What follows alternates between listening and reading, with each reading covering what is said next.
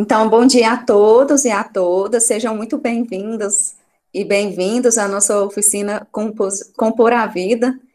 Essa é uma atividade muito especial para nós, da equipe do Projeto Conhecer, porque ela está sendo planejada há mais ou menos uns 5 meses, desde a sua ideia original até essa imagem que ficou no convite. Então, é uma atividade muito especial que a gente está apresentando para vocês e dividindo com todos vocês que quiseram partilhar esse momento conosco. Então, eu agradeço desde já a presença. Quero agradecer também, né, à Pró-Reitoria de Extensão e Cultura da Universidade Federal de Viçosa, pela concessão da bolsa, né, para Jennifer, que é a bolsista do projeto. Esse projeto que nós chamamos carinhosamente de Conhecer, ele tem como título Transformando um Ambiente de Espera em um ambiente de aprendizado, que coincidentemente culminou com a pandemia do coronavírus e a gente teve que adaptar totalmente para um ambiente virtual. O que também trouxe, né, as vantagens, porque, por exemplo, hoje nós estamos aí com a participação da Bruna, nossa colaboradora, e de tantas outras pessoas de vários lugares desse país. Então, esse convite que nós vamos fazer hoje, da composição da vida, ele vai muito na direção de a gente fazer essa reflexão, de acolher aquilo que a vida nos coloca, mas principalmente de a gente nos expressar de forma mais espontânea, mais livre, e por que não artisticamente, né? Cada um à sua maneira, quem gostar de bordar, pelo bordado, pela pintura, pela escrita, no meu caso, pelo ensino, pelo aprendizado, né, que a educação, ela está permeada na minha vida, e assim por diante, né, de várias formas.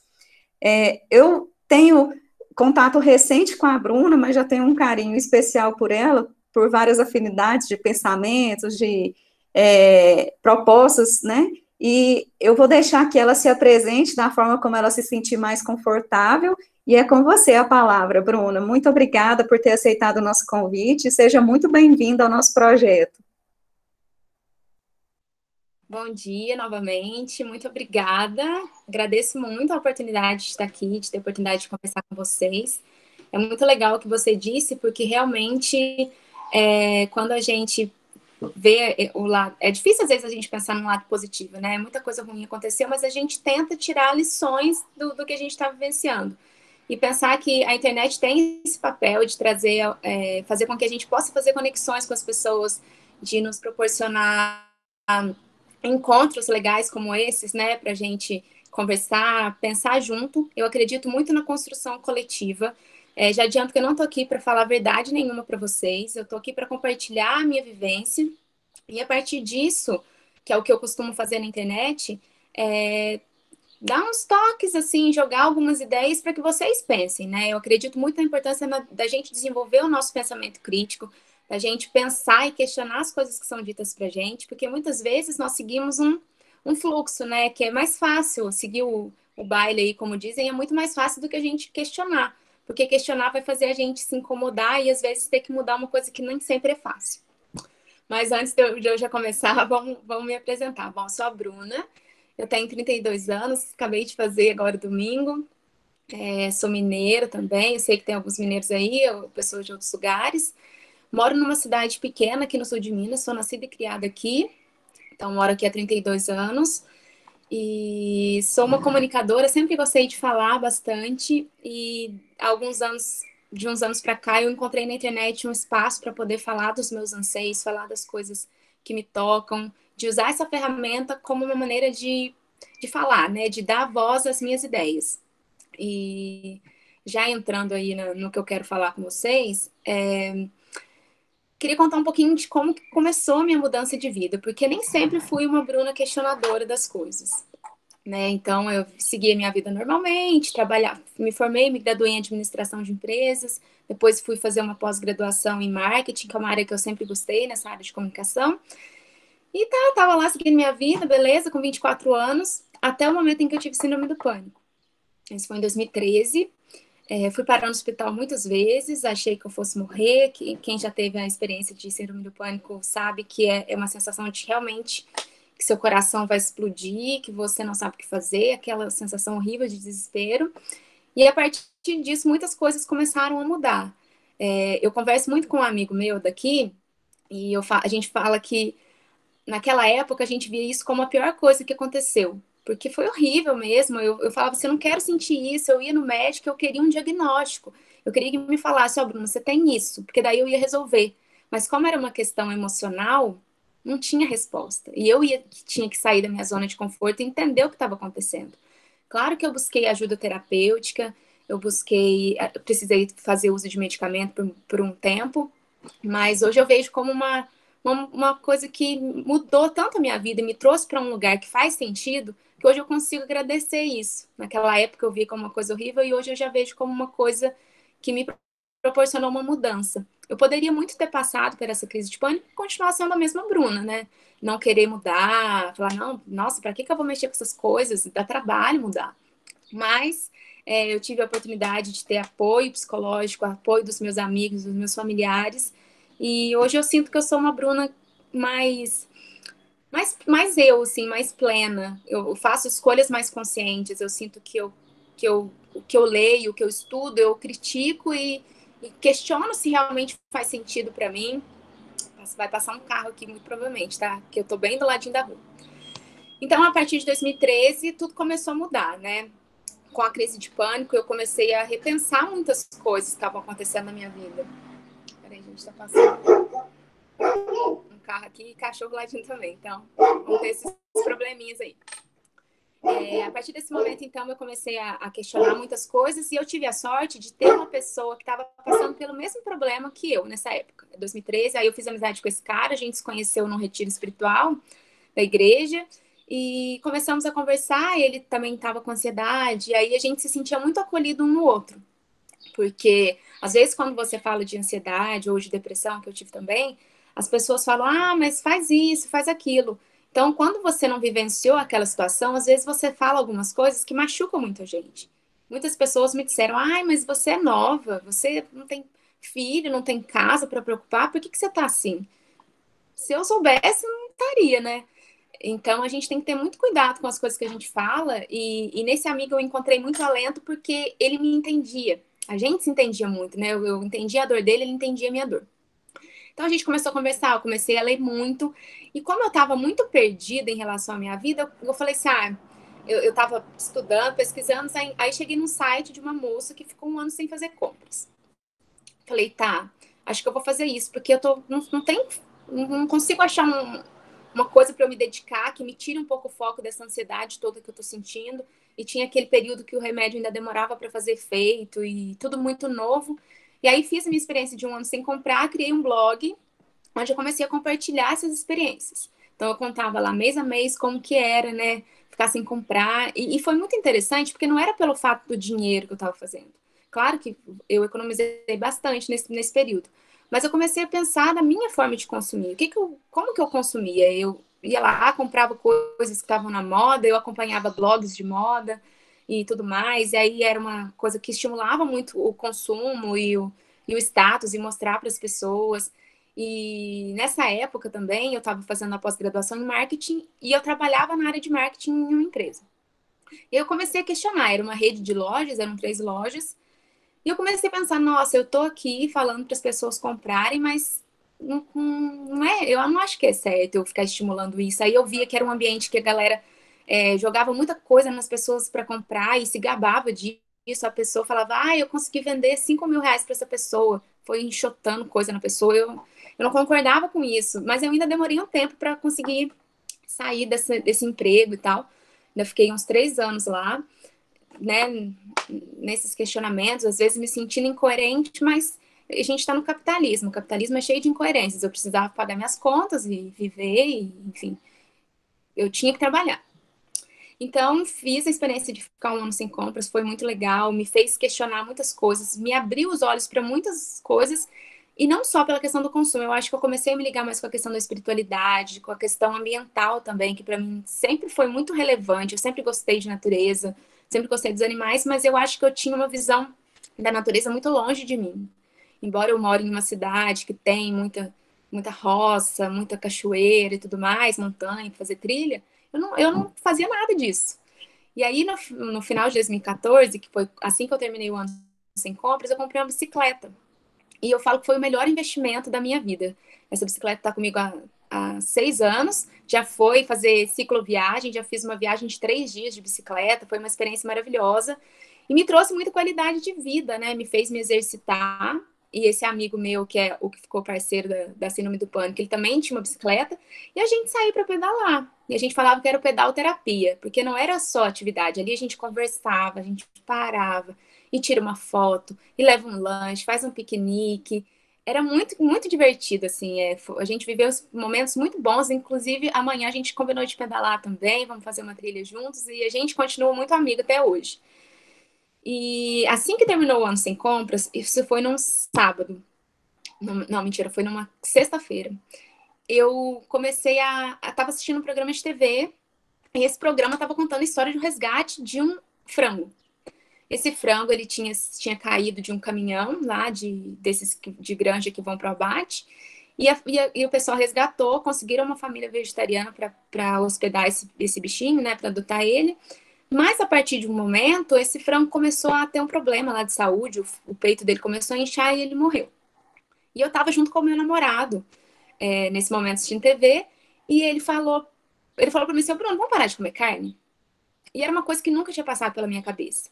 Eu falei assim, tá, vamos. Aí a gente decidiu parar. Isso foi no dia 17 de agosto de 2014. Paramos de consumir carne. Não sabia nada de vegetarianismo. Nunca me imaginei vegetariana. Era uma coisa que eu pensava, é só para os natureba lá da vida. Pessoa meio hippie. Não é minha vibe, não. E o Marcelo também comia muita carne. Nossa, eu me surpreendi porque eu não imaginava que ele seria essa pessoa que pararia de comer. E aí paramos juntos. Aí eu comecei a estudar mais sobre vegetarianismo, não sabia muito assim. Eu acho que o vegetarianismo ele acaba sendo um pouco mais fácil do que o veganismo, porque você tira a carne, mas você consome ovos, leite, então você vai. É fácil às vezes comer fora de casa e tudo mais. E nesses estudos eu comecei a ler sobre veganismo, mas como mineira eu falava, ai, mas eu amo pão de queijo, como que eu vou ficar sem queijo? Eu era a pessoa que sentava e comia meio queijo com café. Sempre gostei muito. E aí comecei a estudar, comecei a entender o veganismo de uma forma mais ampla. E aí eu li um livro que não fala necessariamente de veganismo, mas fala sobre os animais. E a partir disso eu falei, não consigo mais. Eu lembro que a última coisa que eu comi foi uma lasanha com queijo e aquele negócio já não me desceu legal. E eu falei para ele, né, pro Marcelo, eu falei, eu vou parar de comer carne, vou parar de tudo, né, vou parar com os lácteos, os ovos, tudo mais. Se você quiser parar, você para, mas se você quiser ou não, você fica a seu critério, mas eu vou parar. E aí parei em janeiro de 2016. Parei, foi no dia 19 de janeiro. E desde então, tô aqui vegana, né? 4 anos, tô super bem, faço meus exames, sem deficiências de vitaminas, proteínas, tudo mais, fazendo acompanhamento médico, como todo mundo tem que fazer, mesmo quem não é. E aí eu criei meu Instagram, porque eu moro numa cidade pequena e eu pensei, o que eu vou comer sendo vegano? Não imaginava, nossa, eu via o pessoal de São Paulo comendo sorvete, aquelas coisas gostosas, né? E eu falava, nossa, e agora eu vou comer o quê? Só salada, só mato, sei lá. Mas aí eu fui aprendendo. E como eu morava numa cidade pequena e aqui não tinha coisa, aqui não tinha chocolate sem leite, aqui não tinha muitas coisas. E aí eu falei, vou criar esse perfil, vou mostrar os meus pratinhos. A partir do momento que eu mostro, eu compartilho com as pessoas como que é viver numa cidade pequena sendo vegana. E eu também aprendo com quem já é vegano, porque eu também não sabia o que eu ia comer. Eu parei, mas não pesquisei. Você tem que substituir isso por isso e tal. E aí criei esse perfil. O perfil começou a crescer, crescer, crescer. E hoje eu tenho 55 mil seguidores. Só que o veganismo, então ele chegou para mim depois de muitas outras mudanças, né? Eu já passei pela mudança espiritual, pela mudança da consciência ambiental, e aí chegou o veganismo, que eu acho que ele contempla muito todas essas questões. Eu acho que ele faz uma conexão interessante, porque ele fala sobre os animais, ele fala sobre a saúde das pessoas, sobre o planeta, sobre o meio ambiente. Então, acho que ele faz muito sentido com as coisas que eu acredito. E em 2014 também eu comecei a ser voluntária em uma ONG, que cuida de animais abandonados. E aí, na verdade, não era uma ONG, era um grupo de pessoas que gostavam de animais e ficava indignado com os maus tratos e tudo mais. E comecei a entrar nisso e estou aqui até hoje. Hoje eu ajudo a coordenar um abrigo, mas é uma coisa que eu quero falar mais para frente. E aí, depois desse ano, eu criei o podcast, né? Que vocês me conheceram através dele. O podcast, ele foi um sonho que eu tinha há muitos anos, mas eu ficava sempre naquilo. Ai, mas o que eu vou falar? Ai, mas eu não tenho equipamento, mas eu não tenho conhecimento, assim, eu fiz a faculdade, fiz a pós, mas eu não sou uma pessoa do meio acadêmico, talvez eu não tenha conteúdo mais complexo para falar. Mas aí eu pensei, nossa, eu sinto falta de uma conversa mais próxima com as pessoas, eu sinto falta de poder dialogar de forma mais simples, né? É assim que funciona para mim. Eu sei que tem as pessoas que são do lado intelectual, meu irmão é acadêmico também, faz mestrado e tudo mais, só que é uma coisa diferente a maneira de se relacionar com o estudo e tudo mais. E às vezes eu sentia que eu não me encaixava nisso. Aí eu falei, tá, se eu não estou consumindo um conteúdo que eu queria ver, eu vou criar esse conteúdo, que eu até falei isso no primeiro episódio. E aí criei, a gente está no episódio 27 já, criei em março desse ano. E eu estou muito feliz, porque ele trouxe para mim uma realização grande de falar de assuntos diferentes. Ali eu falo de tudo. E aí eu também fui mudando a vibe do meu perfil, né? Então eu falo de vários assuntos de política, porque eu acho que tudo que a gente faz é política, a gente precisa muito politizar as nossas ações e não ficar nesse debate polarizado. A gente precisa entender que as nossas escolhas elas têm um impacto e que esse impacto é político também. Então, a partir do momento que eu entendi isso, eu comecei a me engajar também nesse sentido, falar mais desses temas. E aí nisso você perde seguidor, né? Porque às vezes você fala coisas que as pessoas não se identificam ou não querem ouvir. Minha tela apagou aqui. Mas, enfim, eu usei a internet como uma forma de falar das minhas ideias, e eu acho que ela tem que ter exatamente esse papel, né? Assim como eu estou tendo com vocês esse momento de conversar, tem que usar ela como uma ferramenta de propagação de ideias, e existem muitas coisas que a gente precisa fazer dentro dessa internet para construir nela um espaço sadio, saudável e tudo mais. Falando com a Karine, ela me falou sobre alguns assuntos que ela gostaria que eu falasse com vocês. E aí eu, voltando lá, falei do que eu criei um blog contando do meu ano sem compras. E esse blog se chama Uma Vida Mais Simples. Porque ele começou a também ser parte de uma ideia que eu quis de simplificar a minha vida. Eu sentia que eu gastava tempo demais comprando coisas, que eu gastava muito do meu dinheiro, que eu gastava muito do meu tempo. E que às vezes eu fazia coisas não porque eu queria de verdade, mas porque me falava que eu tinha que fazer. Então, quando eu estava lá na pós-graduação, eu já comecei a entrar em processo de trainee, de trabalhar em grandes empresas, aqueles sonhos que a gente tem. E aí, quando eu fiz 30 anos, eu fiquei pensando, gente, eu não cheguei, eu não fiz nada disso.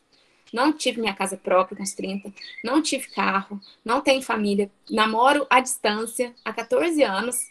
Então, assim, eu não fiz nada do que eu imaginava. E tudo bem. Acho que a gente precisa entender que nem sempre a gente tem que seguir um script. A gente, às vezes não faz sentido pra gente, às vezes não faz sentido para você casar, às vezes não faz sentido para você morar num grande centro, às vezes não faz sentido para você ter filhos. Eu acho que a gente precisa muito entender o que motiva a gente a fazer as coisas. E aí eu comecei a compartilhar todas essas experiências minhas, né? A questão espiritual, a questão de me conhecer melhor, nesse blog. E aí eu comecei a estudar sobre a vida simples, porque quando eu falo de vida simples, muitas pessoas pensam que é sobre fazer voto de pobreza, né? Ah, eu vou abandonar tudo, vou morar lá numa chopana, no meio do mato, e não posso mais ter nada, porque eu sou contra o sistema. Mas não tem como a gente sair do sistema. Tem como a gente talvez pensar numa outra saída, mas ah, tá, eu vou abandonar tudo e viver no mato. Mas o que isso vai ser útil para alguém? Acho que a nossa existência, ela não pode ser simplesmente centrada em nós. Embora a gente precise sim cuidar da gente, a gente precisa dar atenção para a gente, entender os nossos limites, a gente precisa também pensar em como as nossas ações impactam os outros, como as nossas ações impactam a sociedade. E a partir disso, eu comecei a estudar a vida simples, entender que não se trata de fazer voto de pobreza, que se trata de entender o que faz sentido para mim. Aí estudei sobre minimalismo, essencialismo, e eu vejo esses movimentos, né? O minimalismo ele começou como um movimento artístico de pinturas e um movimento de arquitetura também com poucas coisas, formas mais retas, circulares, tudo mais. Mas aí fiquei pensando em como trazer isso como uma forma de viver.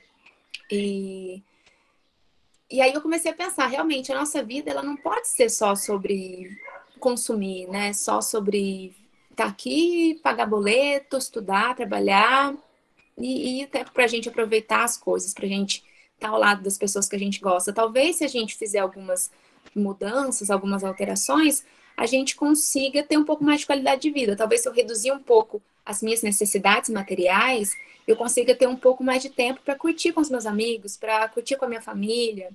A gente abdica de um lado, mas a gente ganha de outro. E aí eu comecei a estudar sobre isso, encontrei um livro sobre simplicidade voluntária, que ele se trata de uma pesquisa de dois pesquisadores. Ele fez uma pesquisa de comportamento, então ele queria entender que pessoas estavam fazendo esse movimento de simplicidade voluntária, que é o quê? Uma simplicidade onde você escolhe você viver uma vida mais simples. Muita gente fala assim, ah, mas pobre já é minimalista, pobre já é simples. Não. Uma coisa é você ter uma simplicidade imposta pelas circunstâncias nas quais você está inserido. Outra coisa é você deliberadamente entender que faz sentido escolher viver uma vida talvez com menos coisas, mas que te dê mais tempo para você usufruir das coisas. Porque talvez lá na frente você vai chegar e pensar, nossa, o que eu fiz com o meu tempo? Como eu falei.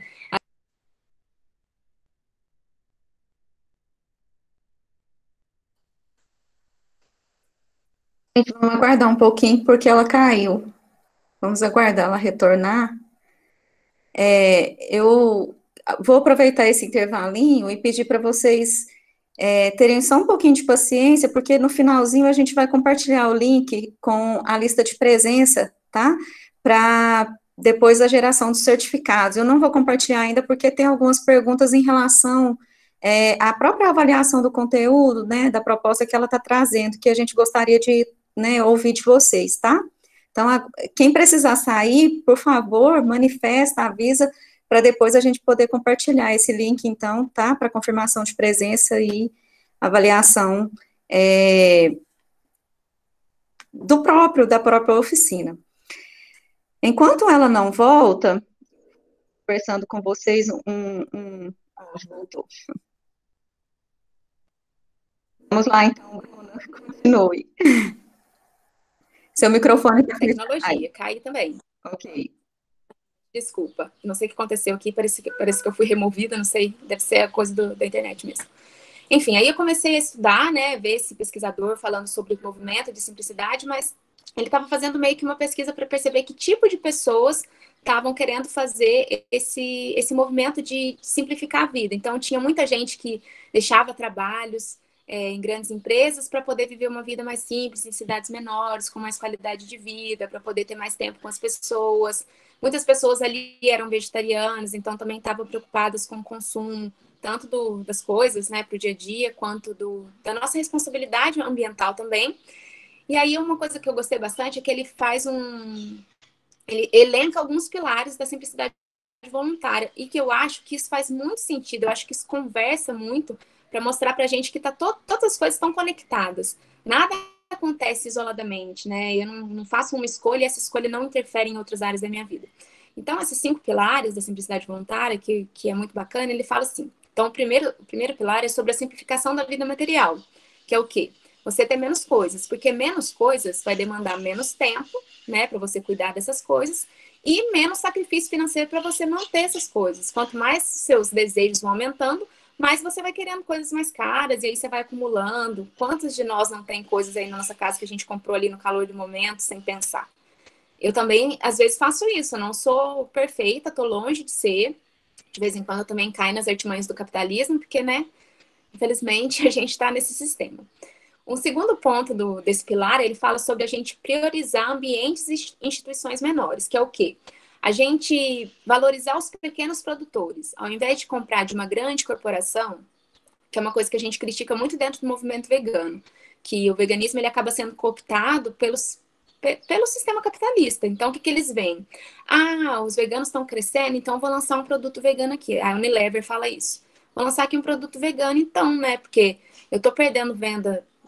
Tá perdendo não, né? Mas assim, tá reduzindo um pouco, tá reduzindo o consumo da carne, mas tá aumentando os veganos. Então, vou lançar um produto, porque daí eu acabo ganhando também dos veganos, né? Não vou perder dinheiro. Essas empresas, elas não querem perder nada. Então, quando a gente acaba optando por consumir de um pequeno produtor, consumir de uma coisa da nossa cidade, reduzir essa escala, a gente faz conexões com as pessoas, a gente sabe para quem a gente está dando esse dinheiro, né? Sei lá, um amigo seu está fazendo comida, então vou comprar desse amigo, vou priorizar ele, porque eu estou sabendo que esse dinheiro está indo para ele, que não é um grande produtor que vai explorar a gente, porque a gente sabe que essas grandes corporações elas estão envolvidas em trabalho exploratório de gente, do meio ambiente, enfim, políticas. Tem muitas políticas que favorecem essas grandes corporações, tem muito dinheiro envolvido. Então, ok, a minha escolha talvez não vá quebrar um Unilever, mas eu acho que essa escolha ela tá mais coerente com o que eu falo, né? Porque eu não posso falar uma coisa e agir de forma diferente. Mas eu compreendo também que nem sempre a gente consegue fazer essa escolha de comprar do pequeno. A gente tá. Cada um vive uma realidade diferente e eu tô longe de querer apontar dedo para alguém. Mas só para a gente pensar em algumas mudanças pequenas que a gente pode fazer, que talvez possam estar um pouco mais coerentes com o que a gente quer, né? Com o que a gente sonha para o mundo e com o que a gente acredita. O terceiro ponto é a autodeterminação, que é o quê? Menor dependência de instituições econômicas e políticas, e a gente acaba tendo um pouco mais de autonomia no nosso viver. Então, dando o exemplo aí do veganismo também. Tem muitas. Sadia, por exemplo, está lançando um hambúrguer vegano, que é meio contraditório, que é uma das as empresas que mais mata animais, está lá lançando uma opção para vegano. Então, para mim, não faz sentido dar o meu dinheiro para essa empresa. Embora eu sei que possa ser uma oportunidade para uma pessoa consumir um hambúrguer sem carne, mas eu acho interessante a gente pensar em como que eu posso fazer o meu próprio hambúrguer. Como que eu posso, ao invés de dar o dinheiro para as grandes corporações, talvez comprar mais vegetais, comprar nas feiras ali e poder preparar minha própria comida. Eu economizo dinheiro e aí eu não fico dependente disso. Porque muitas pessoas, eu vou sempre dar o exemplo do veganismo, gente, porque é o que eu vivencio e que eu percebo que acontece muito. Eu acho que fica fácil de esclarecer. Muita gente fala assim, ai, mas eu só vou ser vegano quando tiver tal produto na minha casa. Então você não entendeu o que é o veganismo. O veganismo é um movimento que vai contra esse sistema, porque se a norma é consumir carne e produtos de origem animal, o veganismo ele vai contra isso. Então você está indo contra o sistema. Então, você não pode esperar que esse sistema vai te dar tudo que você quer, porque não é o que ele. Não é o intuito dele. Então, quanto mais você tiver a sua independência, quanto mais você entender que você pode fazer sua própria coisa, que você pode. Vocês estão do curso de nutrição, acredito que muitos, né? Saber que você, ao invés de comprar um produto industrializado, cheio de conservante, de aditivo, você pode fazer. Uma vez eu dei um exemplo do cookie. Eu adoro cookie. Adoro cozinhar. Então, assim, eu entendi que ao invés de eu comprar lá da Nestlé, que é uma empresa enorme, que já inclusive teve questões de comprar, monopolizar a questão da água aqui no nosso estado. Então, ao invés de dar meu dinheiro para Nestlé, eu faço meu próprio cookie. Né? É uma coisa simples, mas eu acho que faz a gente pensar em como a gente pode ser um pouco mais autodeterminado, fazer um pouco mais as nossas próprias coisas. Entendo que algumas coisas estão além, às vezes eu não posso fazer minha roupa, mas eu posso talvez fazer escolhas melhores dentro do meu consumo. A partir do momento que eu repenso esse consumo, repenso se eu preciso de 10 calças, se eu preciso de 20 blusas, se eu preciso comprar tudo que está na moda, eu analiso o meu estilo, a minha realidade, vejo o que funciona para mim e a partir disso faço escolhas mais conscientes, né? Eu posso comprar uma calça que combine com várias outras roupas que eu já tenho. É uma maneira também da gente praticar isso de uma forma mais simples. A quarta questão do pilar da simplicidade voluntária é a preocupação com o meio ambiente. Né? A gente perceber a conexão e a interdependência entre os seres humanos e o meio ambiente, compreendendo a finitude dos recursos naturais e a necessidade da gente preservar.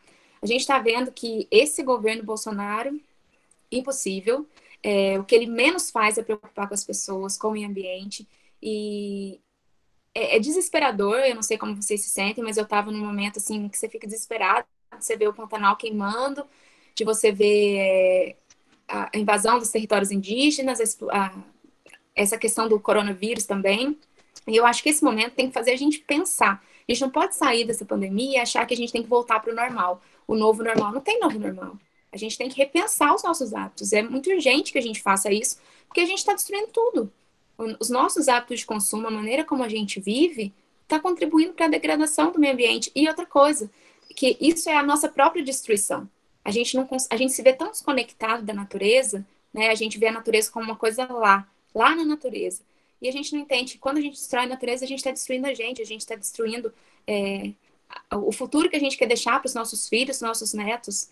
Então, a gente tem que sair desse momento repensando mesmo. Você não precisa necessariamente virar vegano, vegetariano. Você pode reduzir o consumo de carne, você pode pensar em como que você pode fazer lá, reduzir o teu consumo, como que você pode compostar, como você pode ter um alimento ali na sua casa, como você pode comprar do próprio produtor. São pequenas coisas que você pode fazer no seu dia a dia que, ok, não vão mudar o mundo, mas vão te fazer se sentir que você está no caminho de fazer as coisas que você acredita. Eu acho muito importante a gente ser o mais coerente possível. Nem sempre vai dar, mas a gente pode tentar. E o quinto passo, o quinto pilar da simplicidade voluntária é o crescimento pessoal, que é tudo que a gente aprende a partir desses outros quatro pilares. Então, a partir do momento que eu simplifico a vida material, que eu priorizo as instituições menores, eu crio mais vínculos com as pessoas, com os produtores pequenos, a partir do momento que eu sou mais independente desse sistema, que eu consigo fazer as minhas próprias coisas e que eu me preocupo com o meio ambiente, eu cresço como pessoa e a partir disso eu consigo crescer também no meu entorno. Eu consigo trazer esses diálogos. A partir do momento que eu compreendi tudo isso, que eu entendi o que isso implica, eu consigo pensar em como que eu posso fazer isso aqui no meu bairro.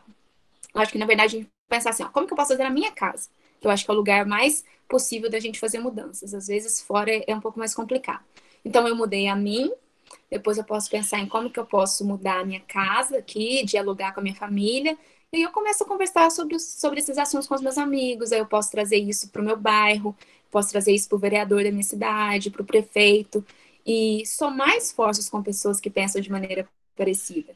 A internet tem essa ferramenta maravilhosa da gente poder se conectar com pessoas que têm ideias parecidas com as nossas, e faz a gente se sentir muito acolhido, ao mesmo tempo em que a internet traz uma ideia de ilusão da ação. Eu não conhecia esse termo, eu conheci ele através da leitura do livro Falso Espelho, da Gia Tolentino. Não sei se vocês já leram, mas é uma leitura fabulosa. Ela faz uma análise incrível da sociedade, da internet, do nosso comportamento. É maravilhoso. E ela fala que a internet traz uma ideia de ilusão da ação. Porque a gente pensa que, eu vou lá, tô indignada com o Pantanal queimando. Hashtag ore pelo Pantanal. Eu tô indignada com alguma coisa. Eu vou lá e posto um textão. Ok, eu acho importante falar. Mas a partir de que momento isso se transforma numa ação concreta? Como que eu tiro esse discurso da internet, né, minha indignação toda, e canalizo isso para uma coisa concreta? Né? Não precisa ser uma mudança absurda, mas tá, a questão do Pantanal. O Pantanal está sendo queimado para virar pastagem. E aí, para quê? Para produzir soja ou para virar pasto para gado? E aí o que acontece? A gente questionar, né, as monoculturas que são produzidas, questionar os nossos hábitos de consumo que fomentam essa destruição. Então eu acho muito importante a gente usar esse momento da pandemia para a gente repensar mesmo. Eu sei que não tá fácil. Eu sei que tem dias que é muito difícil a gente ter fé que as coisas vão melhorar. Tem dias que você só tá com ódio, você só quer xingar muito no Twitter, xingar muito na internet. Mas eu acho que a gente precisa, às vezes, também fazer uma pausa, entender que a gente precisa de estabelecer limites. A gente precisa fazer uma pausa, respirar fundo, ter um tempo para a gente se cuidar, porque se a gente não estiver bem, como que nós vamos poder lutar pelas coisas que a gente acredita? Como que a gente vai poder dialogar com as pessoas? Você vai estar com tanta raiva que você não vai conseguir conversar, você vai simplesmente vomitar suas ideias e ninguém vai estar disposto a ouvir. Então, é uma coisa que funcionou muito para mim, que eu estava com muito ódio, e eu acho que a gente precisa normalizar esses sentimentos, tá?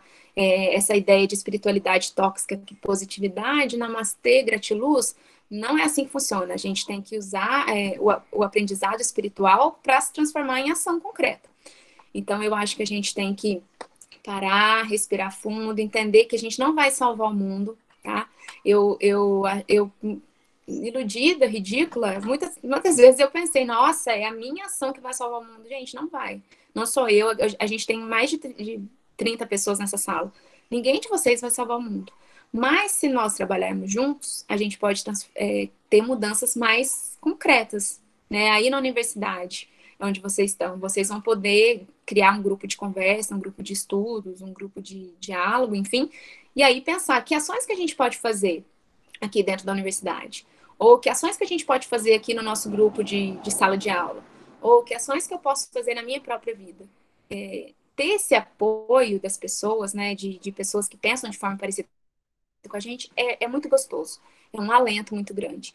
Então, entender que eu não vou salvar o mundo, tem uma frase que eu gosto muito de um autor, chama Alex Castro. Ele fala assim que a gente não pode ser egoísta a ponto de achar que a gente vai salvar o mundo e não pode ser egoísta a ponto de nem tentar. Então, entender a minha ação, ela vai até onde? A minha ação acontece aqui na minha cidade. Tá, se eu fizer alguma coisa aqui para minha cidade, já tá ótimo. Eu já consegui dialogar com as pessoas, eu já consegui fazer o que está dentro do possível e do praticável. Um exemplo que eu dou para vocês é a questão da causa animal, né? Que eu escolhi uma causa, sempre me identifiquei com essa questão da causa animal e eu decidi trabalhar nisso. Aí eu me uni com as pessoas, né, para ter esse grupo de proteção de animais aqui na minha cidade.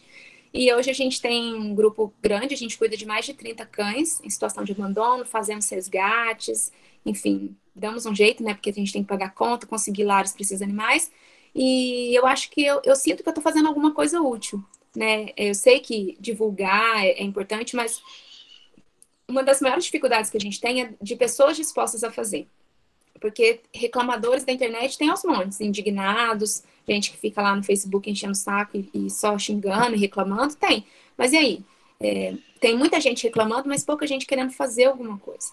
E uma coisa que eu entendi bastante é que se a gente não alinhar nosso discurso com a nossa prática, a gente está simplesmente jogando palavra ali. E eu sei que nem sempre é fácil mudar, nem sempre é fácil a gente conseguir encontrar um tempo aí no nosso dia que é corrido e tudo mais. Mas se a gente juntar mais pessoas, o fardo fica mais leve.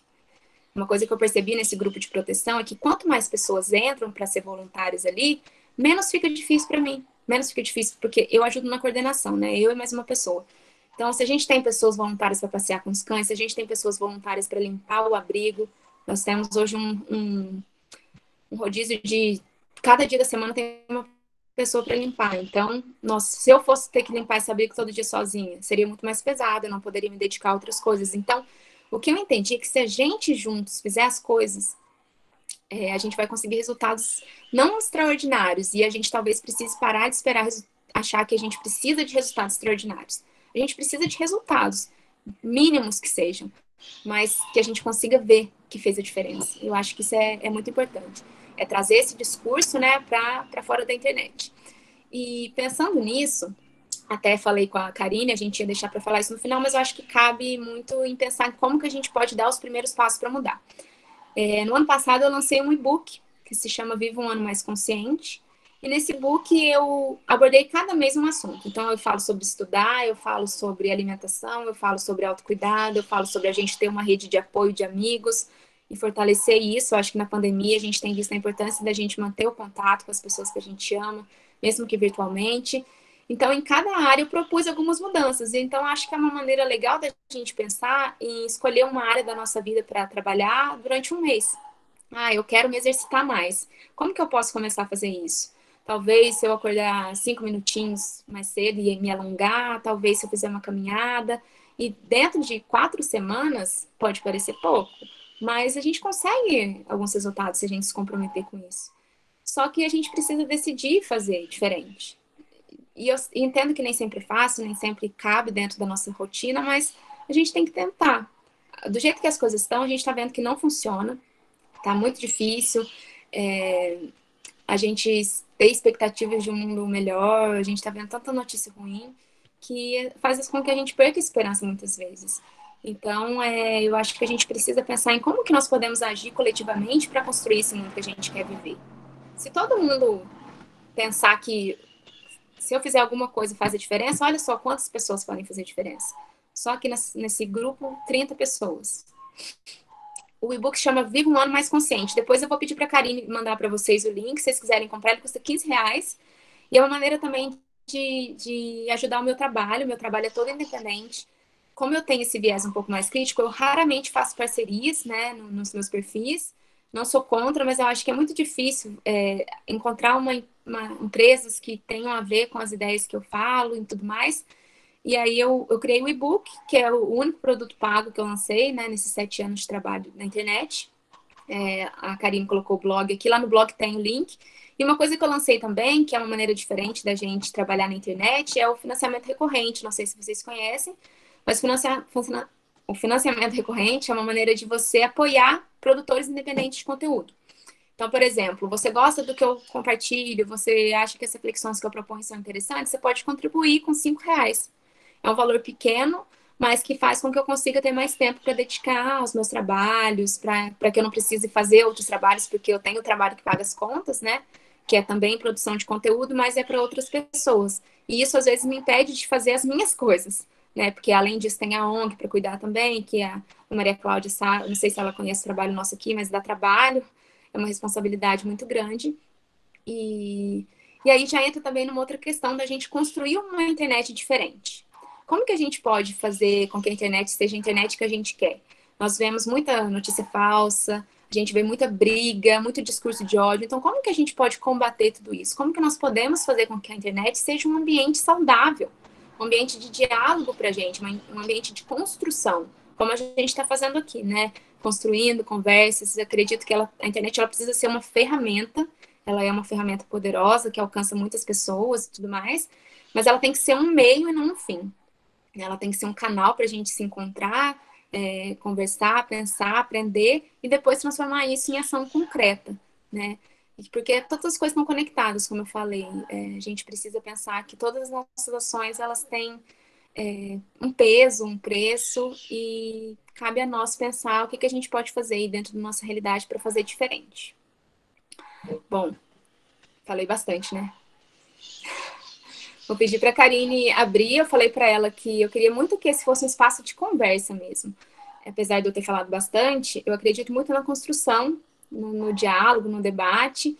E eu queria que, caso alguém queira falar alguma coisa, fazer alguma consideração, que vocês também falem, que vocês pensam, se sentem, como vocês estão sentindo aí na pandemia, se vocês estão com expectativas de que dias melhores virão, que a vacina vai chegar logo. Eu não aguento mais ver o Átila lá falar que eu vi falar que as vacinas para os jovens vai ser só 2022. Mas queria que também da Karine. Bruna, muito obrigada desde já, né? Eu queria que quem quiser expressar, conversar, fosse colocando ali na ordem do chat. Eu não sei se muitas pessoas vão querer, mas eu queria só comentar algumas coisas, fazer uma síntese de pontos que eu acho que tem conexão com o nosso projeto e também do que eu pensei para associar com esse convite que nós vamos fazer para vocês, né? Que nós estamos fazendo, na verdade. Eu imagino que vocês devem estar pensando aí, o que tem a ver essa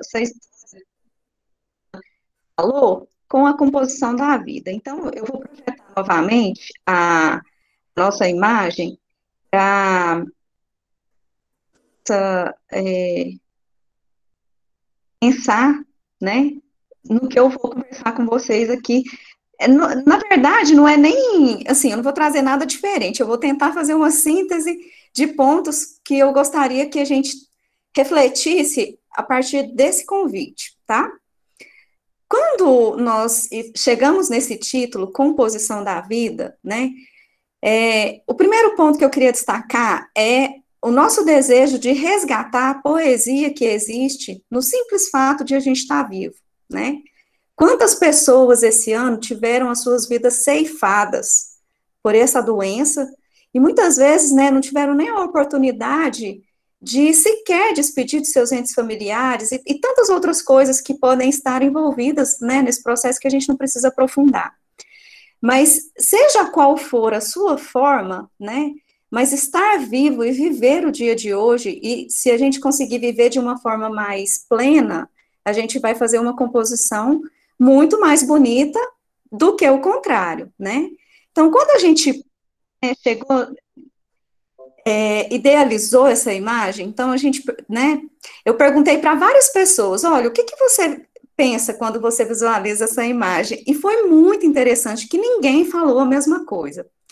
Então, eu vou chamar alguns pontos, porque por isso que eu pedi à Bruna também para falar da questão da simplicidade voluntária, porque ela expressa vários daqueles pilares, né?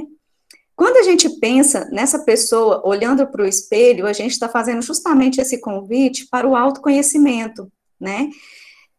Será que as minhas escolhas, elas são realmente aquilo que eu desejo, ou elas são influenciadas por um sistema que me leva a fazer essas escolhas, né?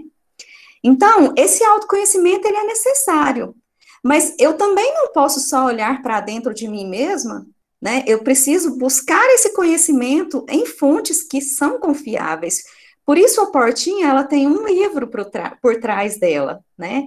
Que é um convite também a esse caminhar em direção às informações. Então, como a Bruna mencionou, a gente vive um momento de muito perigo devido às falsas informações, às famosas fake news, que estão aí, circulam e estão ganhando a internet. Então, a gente pode combater esse movimento. E aí, baseado nesse processo de autoconhecimento com a busca pelo conhecimento, que aqui eu não poderia deixar de falar disso, já que eu estou falando do lugar da universidade, que é o lugar onde a gente busca justamente desenvolver esse conhecimento, lógico, sem deixar, sem perder de vista que existem outras formas de conhecimento, e a gente valorizar esses vários tipos de saberes e unir nessa nossa formação. E o que está por trás dessa pessoa? É uma árvore, né, para justamente sinalizar para nós que tudo na vida é um processo. Então, essa árvore, um dia ela já foi semente. É uma semente que nasceu, cresceu, desenvolveu, e ela passa por todas as estações, né, que a gente tentou representar aí nessa, né, a primavera, o outono, o verão, o inverno, e tem a interrogação, porque a gente nem sempre sabe em que fase da vida a gente está. Mas esse olhar e esse movimento contínuo que a gente precisa fazer é que nos vai levar para a melhor versão de nós mesmos, né?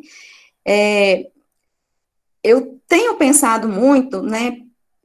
Ontem foi o dia do professor e a gente já, em outubro, nós comemoramos 99 anos de vida do Paulo Freire e nós já estamos num processo de comemoração do seu centenário, construindo, né, a comemoração do seu centenário, e eu acabei de ler o livro Educação como Prática de Liberdade, e, assim, fica muito claro que nós estamos vivendo agora um novo momento de colonização.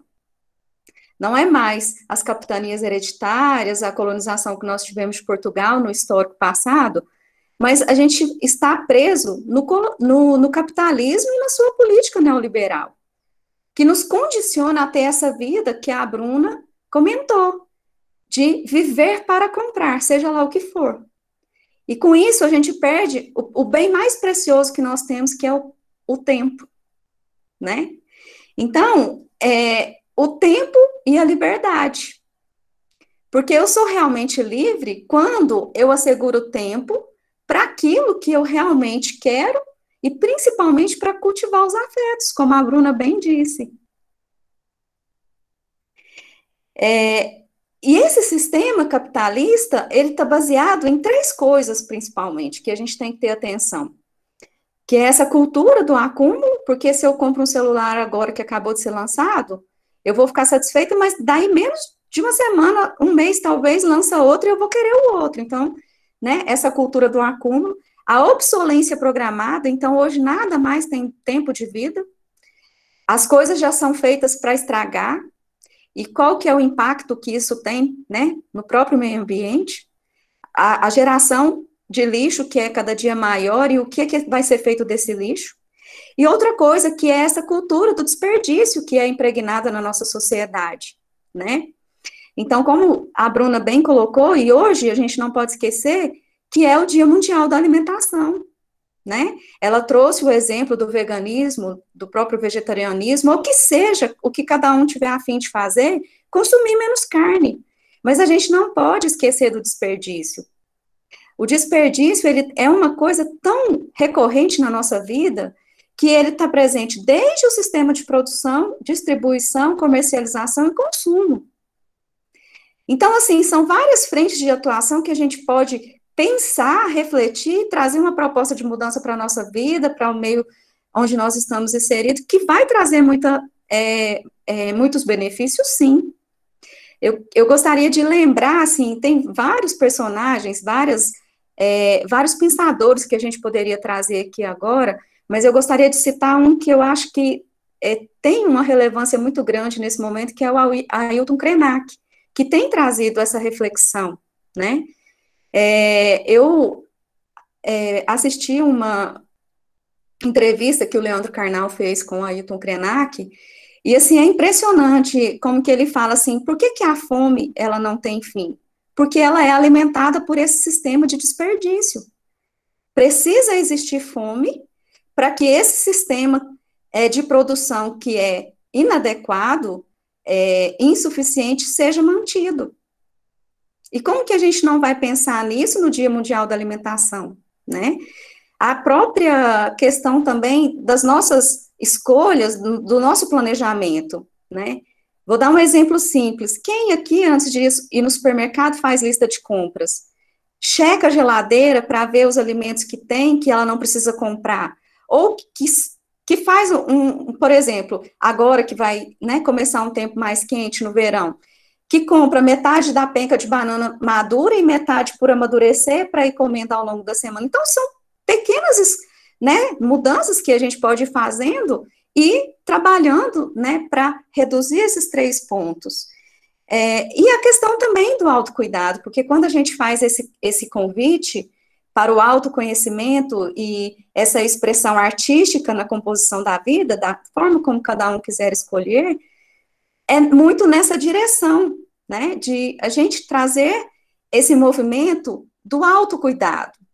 Porque para que eu possa cuidar de qualquer outra pessoa, eu tenho que cuidar de mim primeiro. Como é que eu vou cuidar de alguém se eu não estiver bem comigo mesmo? Então, a gente cuida da gente para depois poder cuidar dos outros, cuidar do meio ambiente. São pequenas mudanças, mas que são possíveis, e cada um vai fazer no seu tempo. Então, assim, muito obrigada, viu, Bruna? Eu agradeço mesmo e vamos para participantes agora. Onise, por favor, depois Maria Cláudia, se mais alguém quiser falar, só colocar aqui no bate-papo que a gente vai organizando, tá? Eu vou tentar falar rapidinho, porque, né, pessoas que gostam de falar. Mas a partir, né, das 2 falas, assim, eu queria só trazer uma experiência minha, né? Teve um dia que eu precisava ir num determinado lugar, mas eu perdi o caminho e acabou que eu cheguei até o que a gente considera hoje como um depósito de resíduos da cidade, né, o famoso lixão. E lá eu fiquei, assim, assustada com o tanto de sacolinha plástica, porque eu só via sacolinha lá, né? E aí, logo a gente reflete, né? Eu refleti da onde que vem essa sacolinha. Né, não é só da casa do outro, era a sacolinha que eu também, né, coloco ali na lixeira e ela, pluft, como um passe de mágica, né, aquele resíduo é retirado aqui da minha casa. Só que ele estava indo para um outro lugar que até então, assim, eu sei que existe, mas eu não sabia a dimensão, né, do problema. E aí, ainda, assim, é aquilo, né, é um processo, mas, assim, da última vez que a gente fez compra, a gente está fazendo compra semanal, então a pandemia também trouxe, assim, coisas boas, né, eu vou reforçar aqui as coisas boas também. Então, assim, essa questão de visitar, né, as nossas reservas, nossos estoques, ver o que está faltando, ver o que efetivamente é preciso comprar, então é uma estratégia que a gente vem utilizando. A própria separação do lixo, né, entre orgânico e inorgânico. Aqui ainda não tem coleta seletiva, mas por que não pode começar por mim, né, na minha casa? Então, hoje mesmo eu já deixei ali até eu quero ainda, faltam algumas questões aí, então, por exemplo, assim, eu tenho um desejo de colocar, por exemplo, o lixo orgânico de uma cor e o inorgânico de outra. Eu penso um pouco assim em cores, não sei, né? Aqui é um lugar para a gente estar trocando experiências também.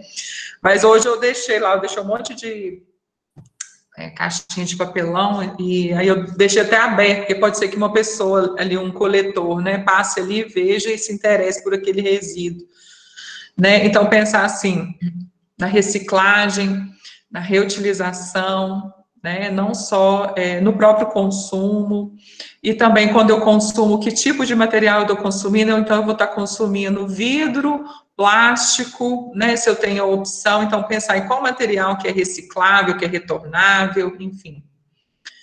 E voltando à questão da sacolinha, né, que era o meu ponto aqui de partida, Aí da última, a gente tem as sacolas, ecobags e tal, mas não fazia o uso, né? E aquilo estava me incomodando. Aí eu fui, pendurei as ecobags ali na porta, porque é um lugar assim, a gente vai passar por ali para fazer compra. E da última vez, né, aí o meu marido foi fazendo compra, eu falei, olha, então você leva a ecobag. E foi tão legal, porque na hora que ele chegou, ele falou assim, olha, precisou só de uma sacolinha dessa vez. Ele falou assim, quase tudo coube nas duas ecobags que eu tinha levado. Eu falei, gente, né, por que a gente estava fazendo isso? Embora, assim, já são várias tentativas, sabe? De lembrar, de levar, essas coisas todas. Então, assim, aí também percebendo quais as estratégias eu dou conta, e se não deu conta também, se não deu certo, repensar de novo, né? Onde que eu vou deixar para ficar ainda mais fácil de estar lembrando, para que realmente um número menor de sacolinhas chegue lá, né? E essa sacolinha está saindo da minha própria casa. Então, foi assim, é um compartilhar, né, dessas pequenas experiências, e uma outra também, vou tentar, vou fazer minha inscrição, eu quero tingir as minhas próprias roupas. O plano de fazer as roupas também já está engatilhado, preciso da máquina.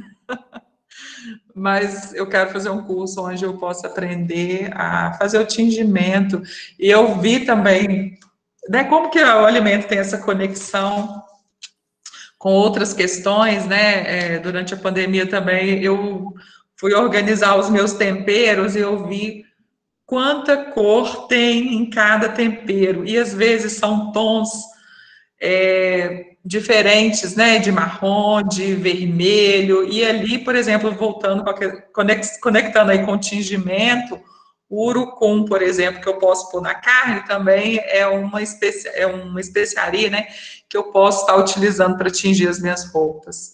Então, eu acho que é questão da gente pensar, né, refletir e também fazer as conexões. Eu não preciso estar sempre, né, seguindo um sistema. Eu posso estar também construindo novos caminhos. Era isso que eu gosto de falar muito. Vou deixar a Maria Cláudia falar, eu acho que ela era a próxima inscrita. Obrigada, Monique.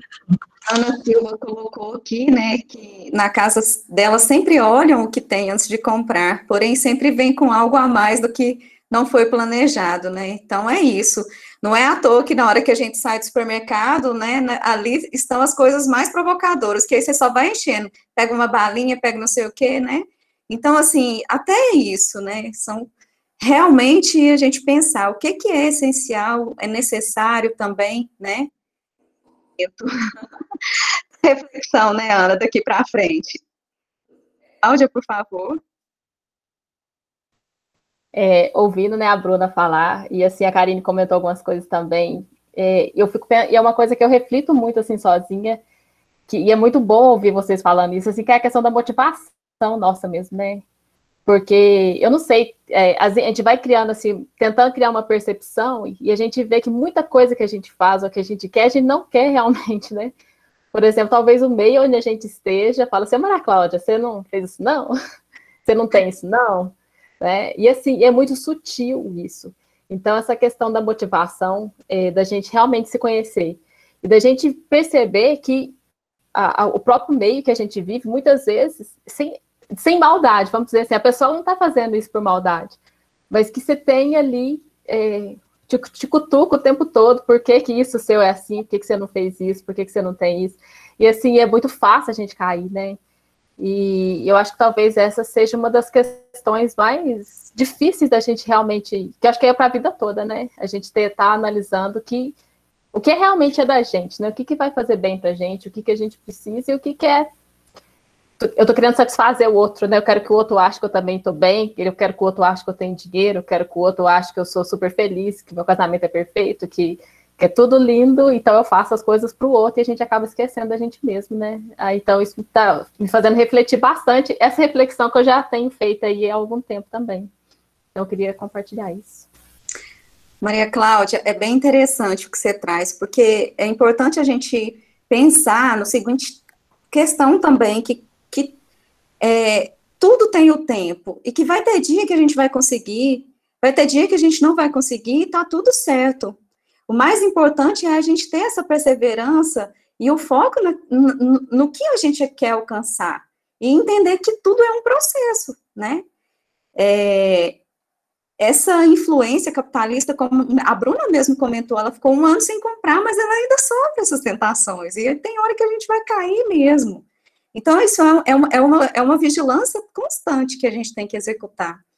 Antes de eu passar a palavra para Nelilane, o nome diferente, o depoimento que a Renata compartilhou com a gente no grupo, que lá na casa dela, eles fazem a separação do lixo, mas lava os recipientes plásticos antes de entregar ao senhor que recolhe a cada 15 dias. E ele agradece muito essa limpeza, pois não fica mau cheiro, e ele se sente respeitado. A Monize comentou, né, realmente aqui em Rio Paranaíba, a cidade onde nós moramos, porque eu e ela somos professoras da universidade, não tem ainda o sistema de coleta seletiva municipal. Esse é um sonho, né, é uma ação, um projeto que a gente tem muito desejo de se concretizar no futuro, né, mas não existe, mas nós temos hoje um ponto de coleta de materiais reciclados, né, que recolhem plástico, alumínio, papel, que eu estou me recordando são esses agora. E, inclusive, tem algumas pessoas que estão participando da oficina que estão fazendo atualmente a disciplina de ética comigo, e uma das atividades avaliativas que nós realizamos na disciplina é a coleta seletiva. Então, os alunos passam durante 1 mês por essa experiência. Então, a gente tem o tema da educação ambiental na disciplina, onde a gente trabalha esses conteúdos, até como a Moniz colocou, que cor é qual de coleta seletiva? O que separa? O que não separa? O que é resíduo, né, de rejeito, que são 2 conceitos diferentes, e a importância né, de um ato simples que a Renata colocou, lavar a embalagem, né, porque às vezes, olha, um exemplo muito simples, cerveja, né, a pessoa toma cerveja e separa, gente, passa um tempo, fica um cheiro insuportável, e aí às vezes o catador, né, vem, pega, ainda tem aquele incômodo de ter que lavar que já poderia ser entregue pronto, então isso é um cuidado, né, uma gentileza, na verdade. E a gente age e colabora duplamente, porque você não descarta, né, no meio ambiente, você entrega para uma pessoa que vai poder obter uma renda disso, e ainda tem a oportunidade de fazer essa gentileza, de entregar o material pronto já para a manipulação da pessoa, né. Então, esse convite realmente à coleta seletiva, ele é bem-vindo para esse dia de hoje, né? E aí, agora, então, vou passar a palavra para Nelilane, por favor.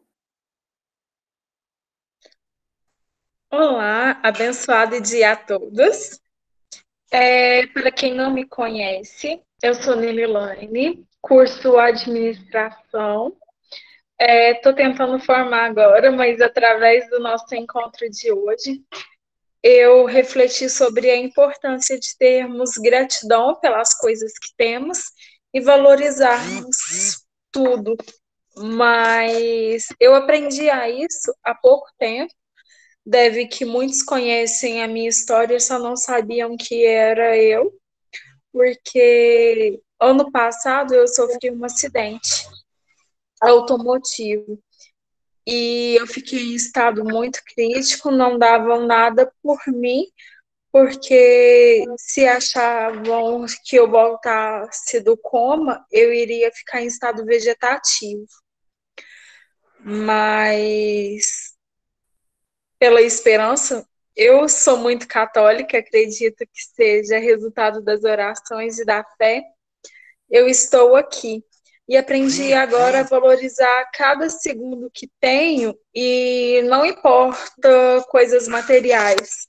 Só por eu estar aqui conversando, enxergando, tendo uma vida basicamente normal, eu acho que é motivo de agradecimento e valorização total. Apesar da gente estar hoje passando por essa pandemia, estarmos distantes fisicamente, eu valorizo muito essa oportunidade da gente estar, inclusive agora aqui, conversando, tendo um bate-papo, tendo uma vida acadêmica, né? Mesmo que distante, a gente está participando, e isso é um motivo para valorizarmos e agradecermos cada vez mais. Basicamente isso. Muito obrigada, Nelilane. Que gracinha, viu? Eu estou emocionada com o seu depoimento, porque a Monize é testemunha aqui, né, do quanto nós batalhamos para não fazer, né, do nosso contato remoto na universidade só disciplina. Porque disciplina não é tudo, e eu batalhei desde o início para que esse projeto de extensão pudesse ser realizado, né? E eu e a Jennifer e a Monize, que também faz parte, né, desse projeto, nós estamos trabalhando nele desde o início da pandemia, nós nunca paramos, embora a bolsa tenha sido suspensa, e as atividades suspensas também, né, e a gente continuou trabalhando porque a gente acreditava nisso, né, a gente acreditava na força que esse contato, esse vínculo, essa partilha que a gente pode realizar nesse ambiente virtual pudesse acontecer. Então, assim, eu agradeço muito a sua partilha, né? E eu fiquei imaginando, enquanto você falava, que belíssima composição da vida não vai ser a sua. E, ao mesmo tempo, curiosa, pensando assim, qual que vai ser a forma que você vai expressá-la, né? Eu vou... Isso aí, depois você me conta, que eu vou ler o depoimento da Noiane aqui agora. Noiane, muito obrigada. Noiane é minha ex-aluna da UFBA. Então, assim, é uma grande alegria, né? Eu percebo, e sempre, assim, o dia do professor é um dia muito recompensador para mim, porque eu recebo sempre muitas mensagens de ex-alunos, né? Pessoas que eu sei que eu marquei a vida. E a Noiane está aqui participando com a gente hoje, participou no dia do encontro com o Armandinho, então ela é uma seguidora fiel do nosso projeto, obrigada, viu? Ela colocou aqui no bate-papo, conheci uma estratégia para colocar plásticos, caso seja utilizada em casa, como embalagens de bolacha, saquinhos plásticos, sacolas plásticas, dá para colocar em garrafas PETs. Vai juntando todos esses plásticos nessa garrafa, o mais compactada possível. Descobri que isso pode virar tijolos para quem faz bioconstrução, uma estratégia bem interessante. Tem muitas possibilidades, gente. Deixa eu pegar um exemplo para vocês aqui.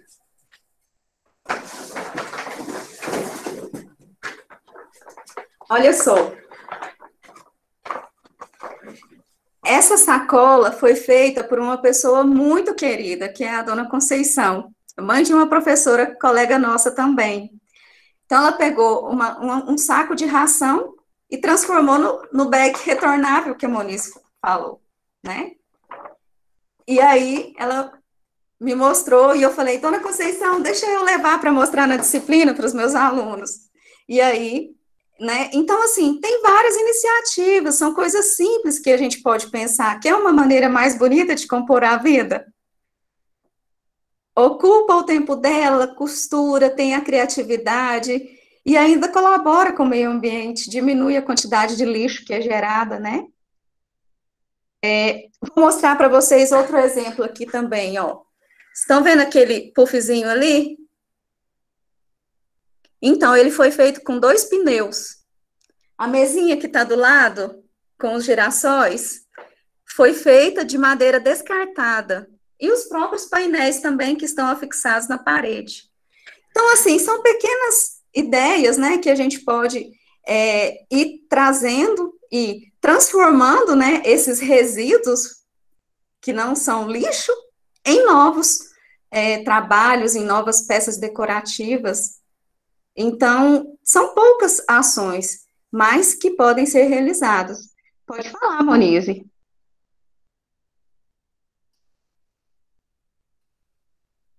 O microfone. Desculpa. Já que você mostrou, também quero mostrar, né, Karine? É um exemplo também. Esse aqui é uma blusa, tá, gente? Mas essa blusa tinha um furinho e ela estava para ser descartada, porque no sistema, né, eu não posso ter blusas com furinho. Quer dizer que tá velho, enfim, mas ela não estava tão velhinha, não, ela estava muito bem, dá para usar. Eu falei, vou transformar esse furinho num bordadinho. Então, além de habilidades bordadísticas, né, vamos dizer assim. Uma oportunidade de aprender por meio do bordado também, né, ajuda a desestressar um pouquinho, às vezes, quando o bicho está pegando, né, aí a gente vai lá, faz um bordado, tem que ter calma, tem que refletir, porque tem que fazer uns riscos, e o mais importante, né, eu não descartei a blusa, e a gente sabe que o descarte de tecido, né, a gente sabe que a indústria têxtil, né, é uma das que mais poluem. E também a blusa, onde que eu vou descartar, né? Não é em qualquer lugar, não é no lixo comum, onde que eu posso ir. Então, essa blusinha aqui ressignificou, né? Vai ganhar um bordado e eu acho que eu vou conseguir usá-la por um bom tempo ainda. Era isso que eu queria falar, tá? Desculpa. Obrigada, Monize. Eu queria só falar mais duas coisas. Antes de vocês saírem, a gente podia tirar uma foto com quem tiver à vontade, né, para abrir a câmera. Daqui a pouquinho eu faço, espera aí só um pouquinho. E também, antes de passar a palavra para a Bruna, né, fazer a devolutiva. Sim, Maria Cláudia Moniz e suas infinitas habilidades manuais.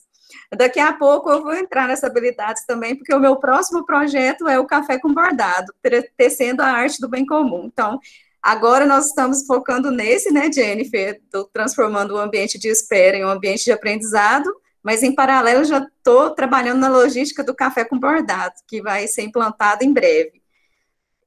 Nós gostaríamos de deixar esse convite para vocês, né, em relação a tudo que nós conversamos. Que tal despertar a expressão artística que há em você? Bordar, escrever, cantar, pintar, tecer, recitar, ensinar, aprender, fotografar, entre tantas outras possibilidades.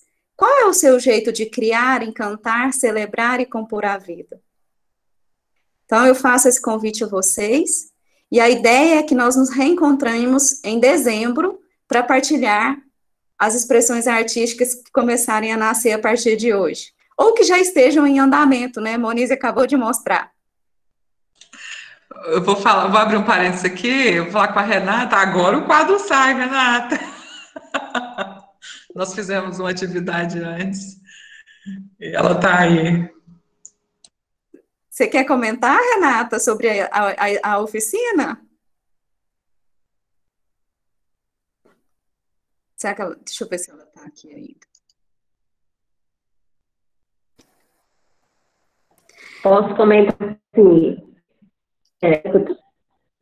Vamos me escutar? Sim, estou ouvindo. Abre sua câmera que a gente já aproveita e faz a selfie. Vamos abrir a câmera, gente. Para a gente fazer a foto rapidinho.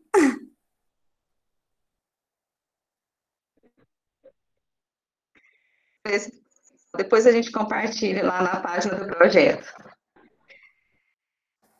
Ei, Fê, você não saiu, cadê?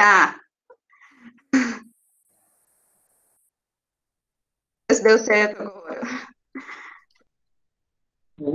Anda aí também, Jennifer. Pronto. Pode falar, Renata. Obrigada, gente. Pronto. Tá travado, não? Não, pode falar. Não, tá, pode falar, né? Não, tudo começou com o seu trabalho com auditoria, é tudo muito manual, né? Só pode fazer isso aqui não pode. E aí eu fui ficando muito assim para a vida, muito manualizada, né?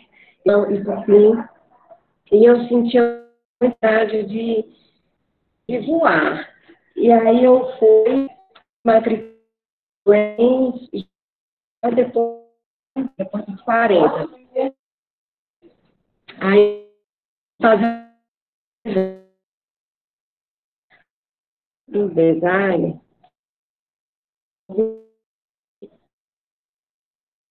eu pude essa foi fácil. Parece que a conexão ela está cortando. O que cai, você cria. Quebrando, isso teve muito choro porque eu tive que reduzir o olhar. O que é que eu era muito crítica isso aqui é feio, isso aqui é bonito. E não existe o feio lá. Então, foi aí que eu me abri para o mundo. E vejo que esse olhar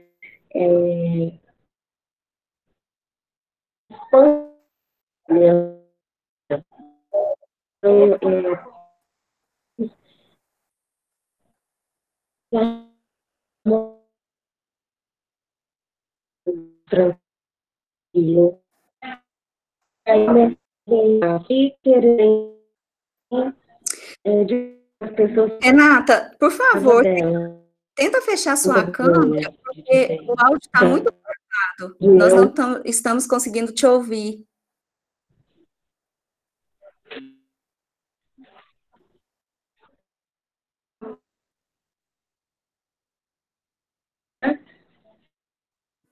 Estamos conseguindo te ouvir. Tenta fechar a câmera para poder se melhorar a. Agora, tá me ouvindo? Sim, sim. Tá me ouvindo? Deixa eu ver aqui. Tá me ouvindo agora? Sim, melhorou bastante. Tá dando para ouvir? Isso, aham. Pronto. Onde foi que eu parei? Aí foi onde eu comecei a escrever. Desculpa, porque a gente já está caminhando para o final, e aí eu vou passar a palavra para a Bruna só fazer a finalização, aí eu pedi para você falar rapidamente. Tá ótimo, tá bom? Tá ótimo. Tá certo. E aí foi aí onde eu pude expressar mais o sentimento, né? Eu senti em presentear as pessoas que eu gosto com.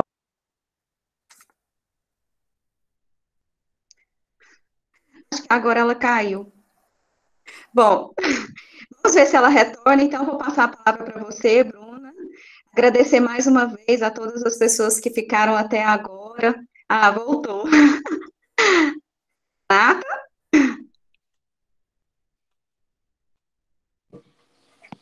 Renata.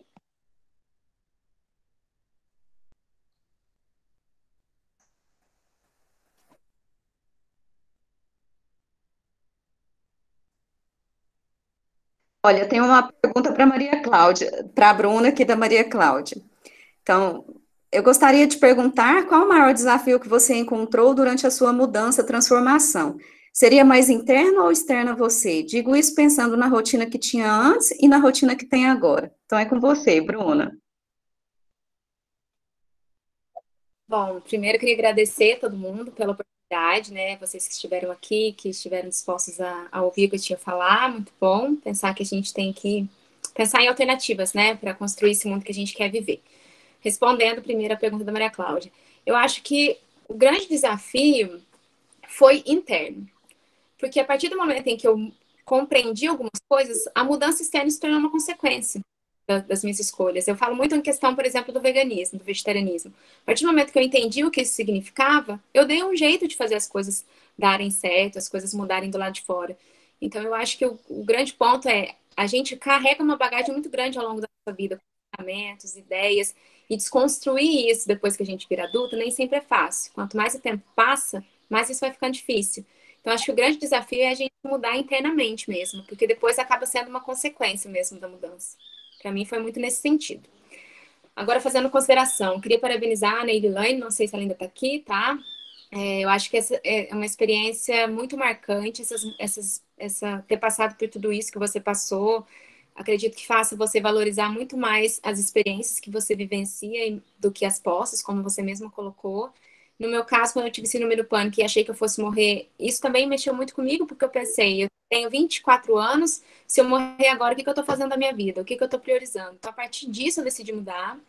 E uma coisa interessante também que foi colocada é a respeito de como que nós mulheres somos pressionadas, né? A gente, enquanto mulher, é vista muitas vezes como um órgão reprodutor. Então, se a gente não é mãe, a gente não é feliz. Se a gente não tá nova, a gente tem que fazer plástica. Aí você não pode ter cabelo branco porque tá sempre faltando alguma coisa.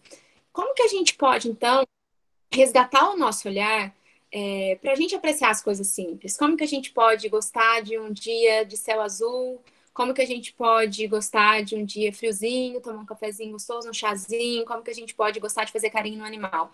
Porque o sistema capitalista, ele quer ele lucra com a nossa insatisfação. Porque todas as vezes que eu estou chateada, eu falo assim, vou comprar uma coisinha ali para desestressar. Quantas vezes a gente já não viu as pessoas falando assim, que comprar é terapia? Eu detesto pessoas que defendem isso. Terapia é uma coisa que você tem que cuidar da sua saúde mental.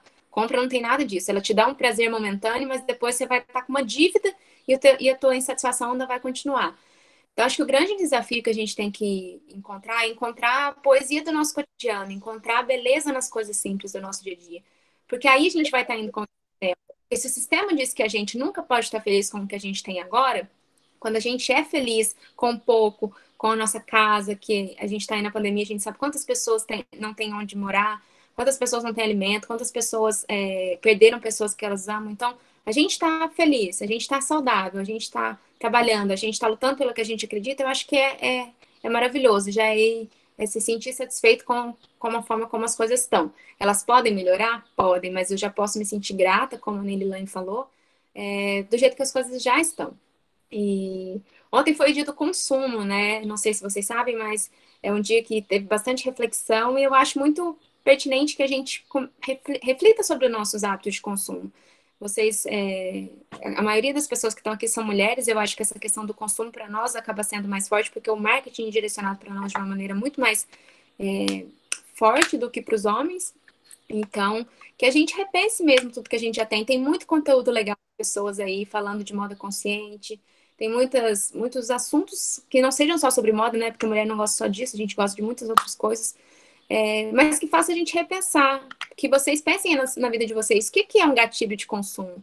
O que faz vocês quererem comprar as coisas? E mais, em que situação vocês compram mais? Você está chateado, você compra? Você compra muitas vezes para te dar um prazer depois de um dia difícil de trabalho. Então, talvez a gente não precise questionar por que a gente está se desgastando tanto. A gente tem que trabalhar, pagar nossas contas? Tem, mas a nossa saúde mental também tem que ser priorizada. E um exemplo que esqueci o nome dela que falou da sacola. Uma coisa legal que você pode fazer é ter sacolas no seu carro, sei lá, compra 4 ecobags, deixa 2 em casa e 2 no carro, porque daí você sempre vai ter. Porque às vezes a gente sai de casa e não leva uma ecobag, né? E uma alternativa que eu faço também aqui no supermercado é colocar tudo numa caixa de papelão. O supermercado, ele deixa lá disponível, então eu vou lá, pego, coloco todas as minhas compras, não coloco nada em saco.